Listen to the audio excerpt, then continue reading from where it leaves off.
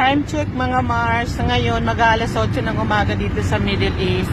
Nandito po ako ngayon sa daan, papuntang palengke. It's market day po. Tapos ito po yung dinadaanan para makita nyo rin yung konting view dito. Ayun, yung magandang tanawin na yon, doon po nakikita. Doon po tinatapon yung mga waste, yung mga ihi na nasa loob ng mga pamamahay.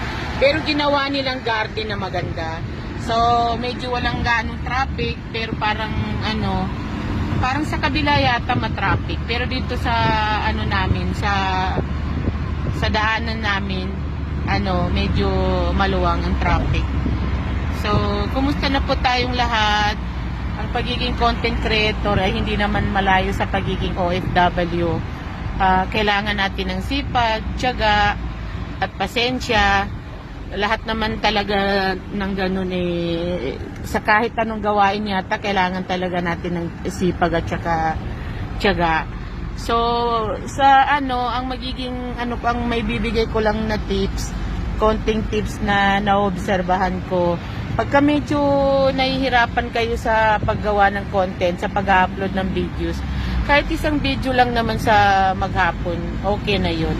Sa naman, sa picture, yun ang, mas malaki kasi ang kitaan ngayon sa picture So, ang gawin nyo, bawat isa, 2 oras, mag-picture kayo, tapos i-upload nyo. Pero wag yung basta-basta lang kayo nag-upload ng picture. Kumbaga, lagyan nyo rin ng magandang mababasa sa taas para, kumbaga, mainganyo yung taong nadadaanan ng mga pictures natin.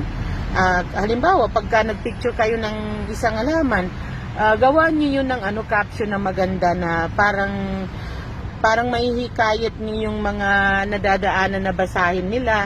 Kasi yung picture, pagka kinlik yan, tinitignan, earnings na yun, nag-earn ka na doon.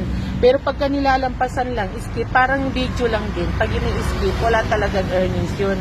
So, ang mga naman, sa mga organic followers naman, pagka hindi naman masyadong mahaba yung video, 2 to 3 minutes, sikapin nating tapusin yun. Kasi, kumbaga, suportahan tayong mga content creators sa bawat isa. Kasi, kadalasan kasi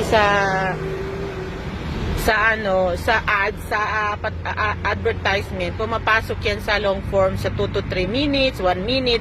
Hindi yan pumapasok sa 3 seconds lang. So, doon tayo kumikita. Kahit walang masyadong views, pag dinadaanan ng